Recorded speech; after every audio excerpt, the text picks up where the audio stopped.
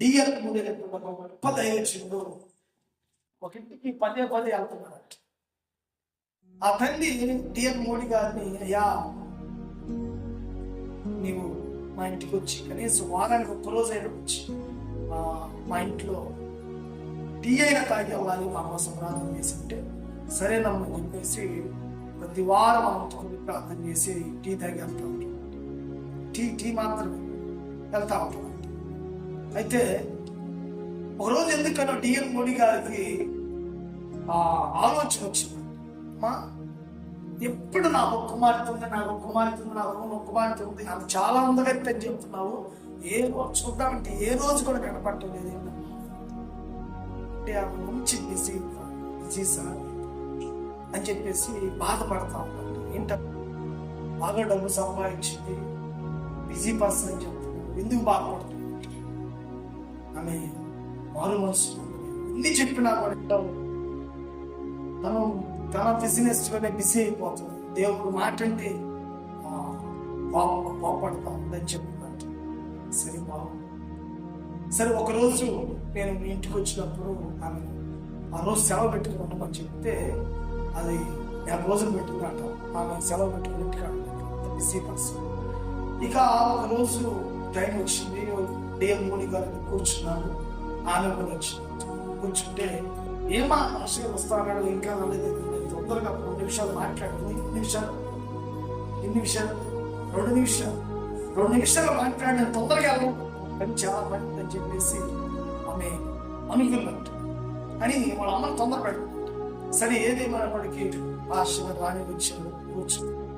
కూర్చొని పాస్టర్ గారు వచ్చి చెప్పు, ఎందుకు నన్ను ఉండమని చెప్పినామంటే నేను తొందరగా వెళ్ళాను, మంచి బాగా బిజీగా ఉంటాను, దేవుని బాగా బిజీగా ఉంటాను అని చెప్పి తొందరపడి అని చెప్పేసి ఆమె తాగి తన తండ్రి గారికి అమ్మా నువ్వు వెళ్ళి ఒక కాఫీ చేస్తానమ్మా, ఒక కాఫీ చేస్తానమ్మా అంటే ఏమందంట, మమ్మీ నాకు కూడా కాఫీ చేస్తాను, వద్దుతామో ఒక కాఫీ చేస్తాను. ఇదేం భాష, మనం ఇద్దరు ఉన్నాను కదా, ఒకటే చేస్తాం, నువ్వు తాగమ్మా నేను తాగలే నీకు చేసుకుంటే మొత్తానికి అతనికి ఒక కాఫీ కోసం వచ్చింది. ఒక కాఫీ చేసి వస్తే రాగానే ఏమనుకున్నాడు అతను, లేదు లేదమ్మా కాబట్టి నాకు పాస్టర్ మీరు తాగడానికి కదా, ఏంటి నా కాఫీ తీసుకుంటే లేదమ్మా ఎందుకన్నా తాగాలని వచ్చి అని చెప్పేసి ఆ కాఫీ కొంచెం తాగి అనిపించేసాడు. అనిపిస్తే ఏం పాస్టర్ నేను నా పలుకులో నేనేమి ఇంగిలి కాదు తాగుతాను, నేనేమన్నా ఎట్లా కనపడుతున్నాయని చెప్పేసి అప్పుడు ఫీల్ అవ్వదు అని ఆ కాఫీ కప్ పక్కన పెట్టి అప్పుడు స్వామి కోసం ప్రాణం పెట్టాడు, కోసం ఆయన సింహాసనం లోకానికి వచ్చింది. దేవుని అంగీకరించామా, దేవుని తెలుసుకోమని అదేవో భాష అదేవో నీకు పిచ్చి పట్టింది కాబట్టి నువ్వు ప్రభువుని అంగీకరించావు, నాకేంటి బాధ, నేను ఎందుకు అంగీకరించా? ఈ వయసులో నేను కాలు స్టేజ్ మీద అడుగు పెడితే గజ్జె కుర్రోళ్ళంతా ఊగుతారంట. డ్యాన్స్ సింగర్ డ్యాన్స్ ఒక ఊగుతారు కుర్రోడు, కుర్రోడు మొత్తం వస్తారు.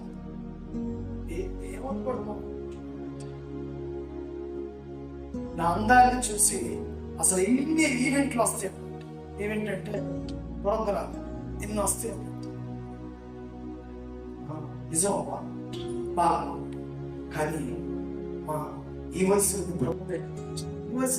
భాష ఇప్పుడు ముసవాళ్ళు చప్పట్లు కొట్టుకుంటారు, చప్పట్లు కొట్టుకుంటారు. ఆ వయసులో బాధ్యత ప్రభు కానీ ఈ వయసు అప్పుడు అన్నట్టు. మరి ఇందాక నేను ఆ కాఫీ తాగిస్తే ఎందుకు తాగను? ఎంగిల్ నేను ఎందుకు తాగుతాను? నీ ఎంగిల్ నేను ఎందుకు తాగుతాను? ఒక మనిషి నువ్వు నేను సమానమే, ఇద్దరు మనుషులు. నేను ఎంగిల్ చేసినటువంటి కాఫీ అని తాగలేకపోతే నువ్వు తిరిగి తిరిగి తిరిగి నీ వయసు అంతా పోయి నువ్వేం చేస్తావో, ఎక్కడ తిరుగుతావో, నువ్వు ఎలాంటి పనులు చేస్తావో, ఎవరి ప్రాణంలో నీ వయసు దగ్గర పనులు ఏం చేస్తావో తెలియదు. చివరికి ముసలితనం వచ్చిన తర్వాత అంత ఎంగిలైపోయి ఆ ముసలితనం వచ్చిన తర్వాత యేసయ్యా అని పిలిస్తే దేవుడు మన మనిషి నీ మాట అంటాను. ఆయన తీసుకోవడానికి ఆయన ఏమన్నా మనిషా?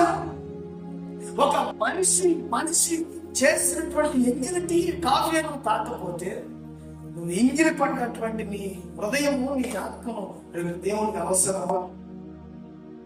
అడిగేసరికి ఒక్కసారి హృదయం కదిలించబడి, ఒక్కసారి హృదయం కదిలించబడి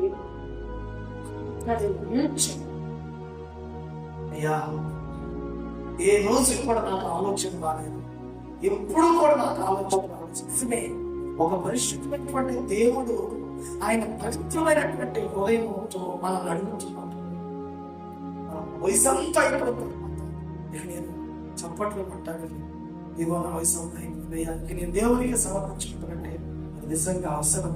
ఒక ఇంగిలి చేసిన కాఫీ ఇంగిలి ఉన్నటువంటి నన్ను దేవుడు అంగీకరిస్తున్నాడు.